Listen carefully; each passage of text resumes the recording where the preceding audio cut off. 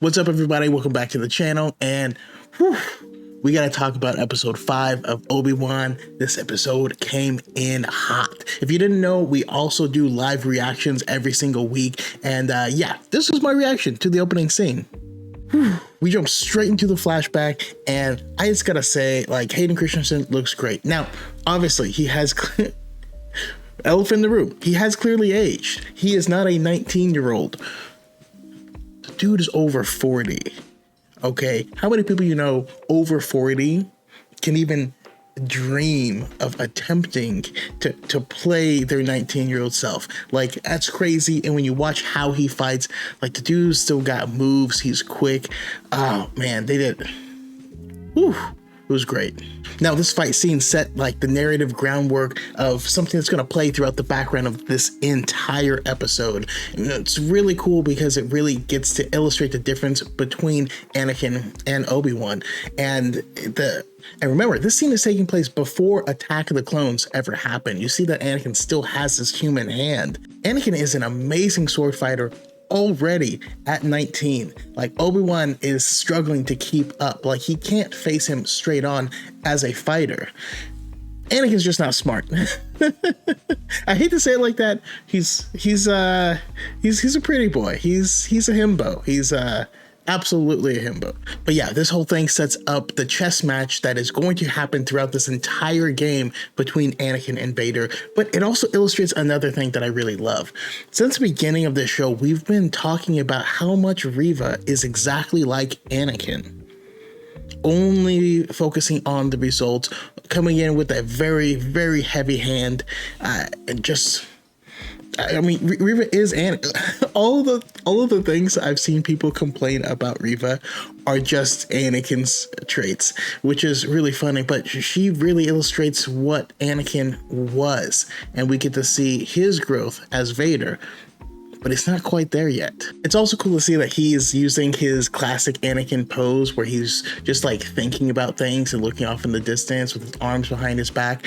And what he seems to be looking at in the far distance is the tower that Padme lives in. Now, they haven't met again yet, right? They still haven't seen each other for 10 years, but who knows? Maybe the Force is grabbing his attention over there. It's also really important to note that they are fighting in the exact same place that we see that Order 66 opening happen. And so he learns his lesson in the same place that we're going to find out Reva learned hers. Spoilers ahead, obviously. Sorry. This feels like a throwaway line. It's not easy.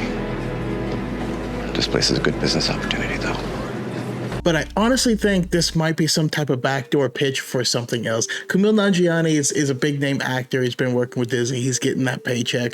But like, if they are going to do more stuff with these characters in this time period, I do not want more Kenobi. I'm good with that. I would absolutely watch a show about the Path starring Quinlan Vos. Give me my dude. Give me Quinlan Vos. Put him in here. Toss Hondo in here as well, please. I smell profit. Vader looking off into hyperspace like gives me chills because it's the same exact scene that we saw Ahsoka in season 7 of the Clone Wars. But also watching this makes me wonder, would his arms be like clasped behind his back like they were before? But now he has robot arms that can't handle that range of motion. I don't know. I just started thinking about that and I got sad. We're back into another flashback, and we get to see Anakin using his aggressive style. Obi-Wan tells him, hey, you know, that's not what Jedi are supposed to do. And Anakin says, mercy doesn't defeat your enemies. I don't want to hear anyone argue that Anakin and Vader are two different people. Everything that makes Anakin Vader, we've seen it. We saw all through Attack of the Clones, and now we know it started even before that, even before the Tuskens. He's always been Vader. It was only Palpatine that gave him the permission to show that side of himself. Also feels like this fight scene has a subtle nod to what would happen in Revenge of the Sith. Obviously, Anakin improved over those few years. When Reva's ship lands, it makes me so happy to see Paratroopers along with everyone else. Paratroopers were one of my favorite new little additions. We see them in Fallen Order, but we also get to see them a bit in the Vader 2017 run. And it's really cool because the first like generation of Paratroopers were clones. It backfired. This being 10 years later, they are most likely no longer clones, but it's just a little interesting bit of history for them. As soon as this bit of dialogue with Tala started, I knew she was gonna die. No one shares that much of their backstory, like unprompted, and survives. That's just not, that just doesn't happen in stories. And of course, Obi-Wan interrupts like the whole siege in order to try and talk to them. He is the negotiator. This is a very common tactic that he uses and used all throughout the Clone Wars. And I really enjoy it. And jumping over the reveal, Reva ends up cutting through the door. I see a lot of people saying, why didn't they just start with that? Reva's job was not to go in and get them. It was to make them lock down and be a siege. Vader knew that Obi-Wan would end up sacrificing himself for the greater good, and that was his only goal. That's why. Why would she do it? Additionally, she has her own goals, as we find out here. But let's talk about the big Reva reveal. Reva was indeed that Padawan at the beginning, like we expected. And I don't want to say I told you so, but I told you so. I've been saying all this time Reva knew who Anakin was because she saw him. Because she saw him walk through. She hid with the bodies of her fallen kids. And now I didn't need to see it. I didn't need to see it anywhere near this graphically. Man, dude, Anakin's a monster. But yeah, that's what happens, and it makes so much sense, and it clears up so many things. I love how this episode goes back and it gives payoff for all of these little things that were set up, and it's one of the reasons why I hope in the next project people don't complain every single week because they haven't like gotten the whole story yet. It's like opening up a book, reading one chapter and complaining that you don't know everything that's going to happen in the whole book. God, it was so dumb. Now, in my opinion, this is where it kind of gets questionable. Reva reveals her hand essentially to Obi-Wan, and he recognizes Anakin's touch. He recognizes that she's exactly like Anakin, and Obi-Wan is the master. Like he plays people, you know, he wins fights often through manipulation. So take that as you will. He saved a lot of people, but he knew exactly what her weakness was going to be. But I also enjoyed her saying, I don't need your help, because that's also an Anakin throwback. Also, let me just say, Obi-Wan's deflector skills are top notch now. I'm so happy he kind of like knocked the rest off in the previous episode because he's handling business now. Ned B deserves better, you know? But actions are more important than words. How can a droid that can't speak still say so much? You know what I mean? This scene here. Nobody's talking about this scene. This scene is powerful. There is a connection between the two, and I don't know if this is an actual force connection between them or they just know each other so well, but he knew the situation and he knew that Obi-Wan would turn himself in this situation. It's so cool. I love seeing these two back in action. Then we jump back into the flashback again, and we get to see like the physical metaphor for what is happening in their altercation. Anakin has him like against the wall and he's beating down on him, much like his son is going to beat down on him later, but also a lot like he beat down on him before. But Obi-Wan wasn't ready before, and he's ready now, and he's ready in this cutscene. All right, then we get the Empire Strikes Back parallels. You know, walking through the corridor, the ship's about to take off, and he says, "No, sit your ass back down." Oh, Man, the scene was just awesome. I mean, I will say, I still maintain that whenever you have like a ship and a person in the same scene, the aspect is just off. It's just off. And we know it is because they're shooting this on the volume. So they're trying to force that perspective, and it doesn't always work. But the scene was still cool, having him slam it down and rip out the opening. But of course, just like Obi-Wan said, his need for victory blinds him. He couldn't see the obvious gambit that was happening and unfolding right in front of him. It was a stalling tactic and then a shell game. That's not even like complicated, but he was so bent on victory that he couldn't like clear-mindedly assess this entire situation. And when Obi-Wan gets away on that transport, we jump back to the fight and we see how it ends up. We see Obi-Wan turn Anakin's weapon against him, which is exactly what he did in this episode. And this line is the most important line of the show, in my opinion. You're a great warrior, Anakin, but you'll need to prove yourself as your undoing.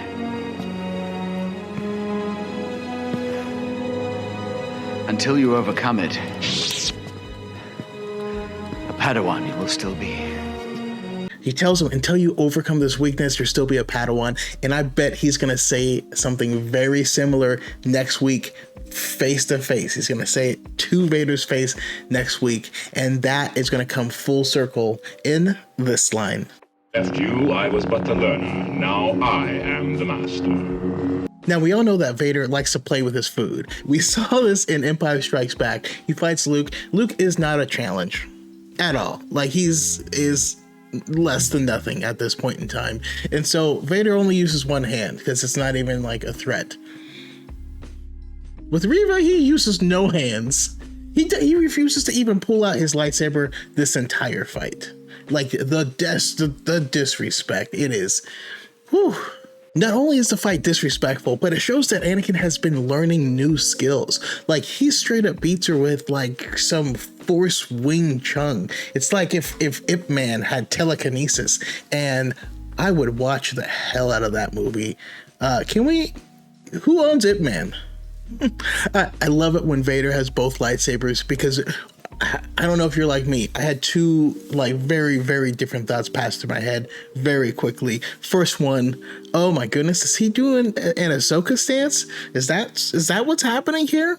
And then Reva's on her knees and we're like, oh no, we're gonna do the Dooku thing, right? Is that what's happening? Neither of those were correct, but you thought it too.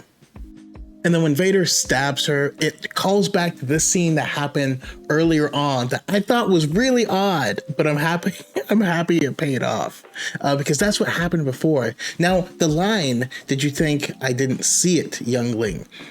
A lot of people seem to take that line and think that it means that Anakin knew all along that she survived, like even as a youngling. I didn't take it that way at all. I think he recognized when she came back that she was the same youngling, but he didn't plan for that whole thing to happen. He recognized her, knew she was, putting on some sort of rouge, but I didn't take it that way at all. And then, of course, we have the return of Quizzy, my boy, the Grand Inquisitor. Obviously, we knew that he was going to be up and kicking because he's in Rebels. And anyone who's like, oh, that's a plot hole or whatever, like, you have to watch the damn story. Jeez, like, I know, it's painful. But I love seeing here, but it begs the question to me, what's he been doing this whole time? Like, was he hiding up in like a broom closet on the ship with like a little pager that you like get at a restaurant when you have to wait, and he's just like waiting for Vader to be like, okay, all right, so I'm gonna whoop her ass and then I'm gonna page you and you're gonna come out and just be smug as hell. I feel like Anakin probably wrote his dialogue lines because he chews up that scenery, and this also further proves that everyone on the dark side, I think, are just people who didn't succeed in drama class. Like all, all of them are drama kids, and they just dropped out and became Sith Lords. All Sith Lords are drama kids, for sure. Just because I say all Sith Lords are drama kids, does that mean I think all drama kids are Sith Lords? No, that's not what it means, but it is what I think. So yes. And then we round the episode out. You know, we know now that on this transport, they do not have hyperspace capabilities and they're being chased down. So something's going to happen, and it's going to be pretty hardcore. We'll have to wait until next week to see what it is. But more importantly, Reva picked up that holo communicator and heard the message. Now, from this message, she now knows everything. This was the final piece of the puzzle. If he knows of the kids, she knows now that that's not Bale's kid, and that there's another. And it even mentions Owen, who she met and threatened, and knows that Owen has a family. So yeah, she's gonna be paying Luke a visit, and I think it's going to be very interesting because it's a great juxtaposition of her story. She wants to take down Vader, Anakin Skywalker, and if she can take down his kid, I think she's going to view that as a win. However, this is an innocent, force-sensitive kid, just like she was when she was attacked and taken down. So she's going to have to either become a Vader herself in order to get her revenge, or she's going to have to learn how to let it go. And I think that's going to be a really interesting part of the story. I can't wait until next week. Let me know what you guys thought of the episode. For anyone who has been waiting for the flashbacks, for more lightsaber duels, for more action, this was it. And I'm so happy for you. We have to keep in mind that this is not an episodic series. This is like a single movie broken up into 6 pieces. Yes, there's going to be action packed. Imagine you took Revenge of the Sith and broke it up into 6 parts. You're going to start with some cool like space flying action. You're going to end with some amazing lightsaber battles. There's going to be some middle bits where there's just people in rooms talking. And that's okay, because that moves the storyline. That's what tells you why people are doing things. That's what gives us the emotion. That's what gives us the connection to the characters, whether we know it or not. I'm happy everyone is now hopefully on the same page, but we'll see how we end next week. Anyways, thank you everyone that stuck around here and watched the video. I really appreciate it. Like, subscribe, share, and do all the things. May the Force be with you.